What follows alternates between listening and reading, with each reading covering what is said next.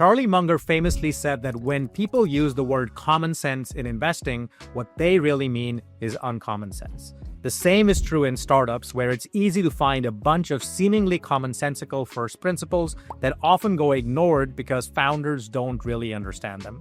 So in this video, I'm going to share my top 10 uncommon sense startup maxims and highlight the most misunderstood bits in each of them.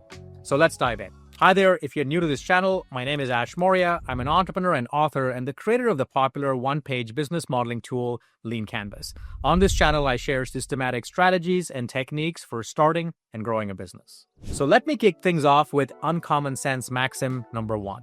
Love the problem, not your solution. The top reason why products fail is building something nobody wants. Why does this happen?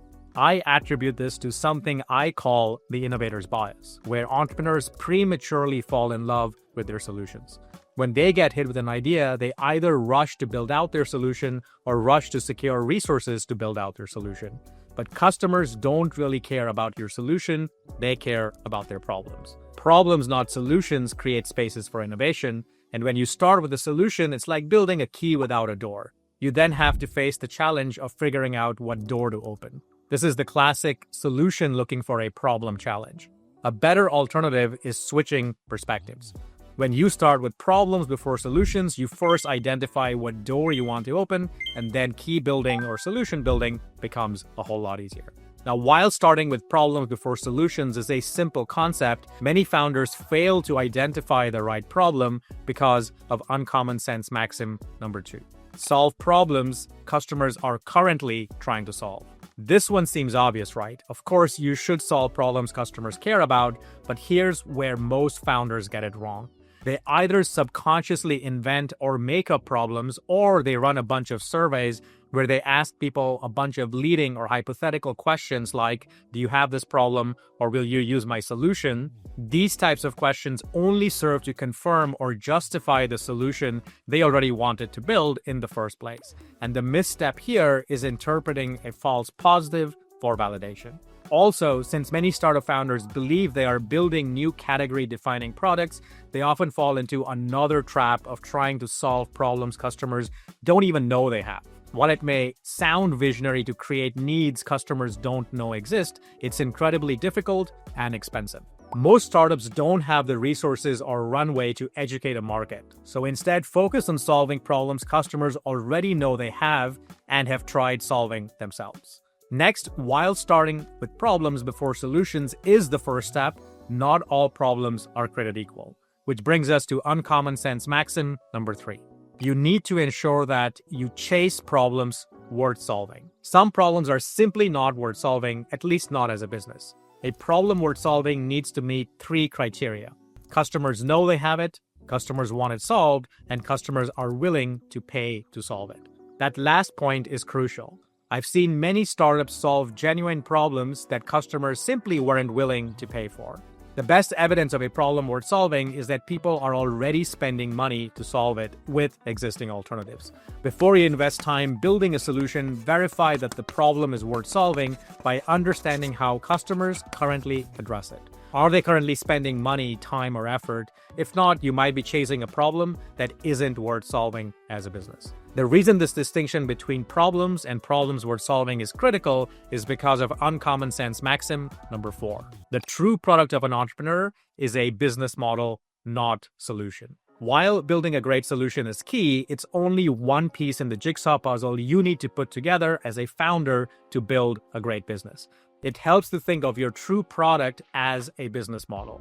Thinking of your business model as a product is particularly empowering because if you already know and love to build products, you can apply the same thinking processes to building business models that you already do with building great products. For instance, the first step when taking on any complex product is to design a simple model or blueprint. This is where business modeling tools like the Lean Canvas come in. A Lean Canvas helps you deconstruct any big idea into a set of key assumptions to create a simple business model that describes how your business works.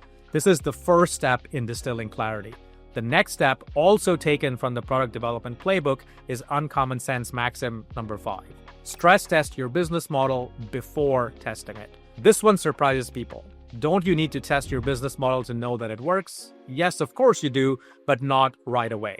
Much like architects first stress test their building designs before starting construction, you can stress test business models before building out your product. Testing a business model takes time and effort, and the real danger here is executing a flawed model and getting stuck in a suboptimal business or a zombie startup. A zombie startup is neither dead nor alive, and it's a fate that can be far worse than the failed product because of sunk and switching costs. The good news is that most zombie startups can be completely avoided with a bit of business model stress testing. Stress tests are run inside the building. They use thought experiments and simulations to identify and correct obvious cracks or flaws in your business model during the design stage. I test all my ideas against 7 factors: mission, clarity, viability, desirability, feasibility, defensibility, and timing. Now, passing all these stress tests doesn't guarantee success, but it does guarantee not going down many dead-end alleys. I've saved countless founders months of wasted effort by having them first stress test and bulletproof their business models against these obvious pitfalls in my business model design challenge. If you're interested in doing the same, check out the link in the description below. Now, once you have stress tested your business model, you are then ready to start testing your business model. Which brings us to the next uncommon sense maxim, also taken from the product development playbook. Prioritize testing your riskiest, not easiest assumptions. If you were building a complex technical product under a tight deadline, you wouldn't start with the easy stuff because you can do that at any time. You would start with what's riskiest. We often forget this when building a startup. Many founders start with building a solution because of their innovator's bias. But that usually isn't what's riskiest. Given enough time, money, and effort, we can build almost anything these days. What's truly riskiest are typically things like customer and market risks. That is, will anyone care and will they pay for it? So it should naturally follow that before attempting to spend weeks or months building something, you should validate demand and willingness to pay first, which brings us to uncommon sense maxim number 7. Demo sell build versus build demo sell. This is perhaps the most counterintuitive maxim on the list. The traditional product development path is build your product, demo it to customers, then try to sell it. But this approach is backwards and risky. You invest months or years building something before you know if anyone will buy it. The more smarter approach is demo your concept using mock-ups, prototypes, or even just a conversation, sell it. In other words, get commitments, pre-orders, or letters of intent, then and only then build it, knowing you already have customers waiting. This doesn't mean you sell vaporware. It means you validate demand before investing in supply. If you can't sell the demo, why build the product? I've used this approach dozens of times myself and helped hundreds of founders do the same. This tactic isn't just limited to B2C or digital products, it works just as well with high-ticket B2B and physical products. So let's move on to the next maxim. Talk to customers, not users. There's a fundamental difference between customers and users. Customers pay you money, users don't. Many founders proudly tell me they have thousands of users, but when I ask how many customers they have, the number drops dramatically. And here's the misstep. They spend more time talking to users, hoping to convert them into customers, but the real insights for how to create more customers come from customers, not users. In other words, all feedback is not created equal. Free users will ask for everything under the sun. Paying customers will tell you what's actually important. If you want more customers, talk to customers, not users. Uncommon sense maxim number 9. Chase failures or unexpected outcomes for explanations. Most people run away from failures. Successful entrepreneurs chase them, not because they enjoy failing, but because unexpected outcomes are the source of breakthrough insights. When an experiment doesn't work as expected, most founders either ignore the results or give up entirely. But the real gold is in understanding why things didn't work as expected. The common theme across all these breakthrough discoveries listed here, microwave, X-rays, plastic, and some of these business model discoveries, Google's auction-based ad system, Slack, and PayPal, is that they all started as failed experiments. In each of these cases, the inventors or founders were seeking a specific outcome or business result and instead got a very different outcome. But instead of throwing away their failed experiments, they did something very different from most people.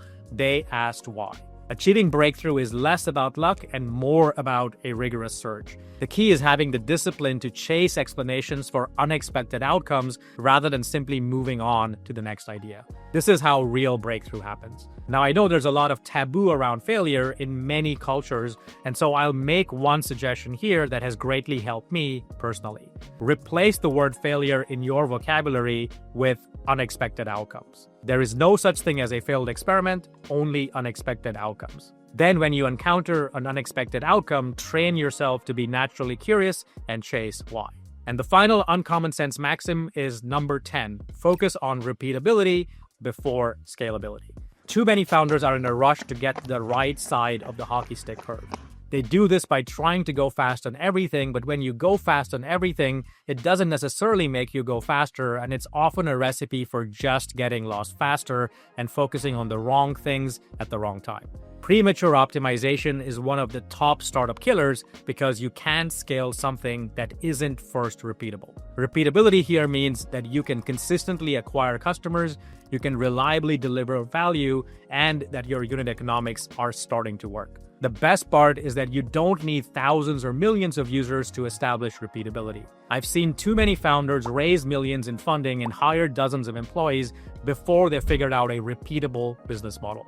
The results are almost always painful and expensive. Repeatability then is a prerequisite for scalability. Now, since this video is about uncommon sense, here's one more bonus maxim.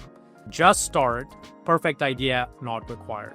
We have been taught to prepare for the test, prepare for the big trip, prepare for the next project. Our natural tendency is to apply the same thinking to our ideas. When we get hit with an idea or in preparation for getting hit with the right idea, we try to find the perfect time to act, the perfect book to read, or the perfect course to take, but entrepreneurship and startups are different. Riddled with extreme uncertainty, new ideas have no perfect time, perfect book, or perfect course that can fully prepare you to act. You have to take a leap and just start. So if you've been waiting to start, just start. Use these uncommon maxims to guide your journey, and if you'd like to go even deeper down the rabbit hole, take my free Just Start email course that I'll link below. Thanks for watching, and until next time, take care.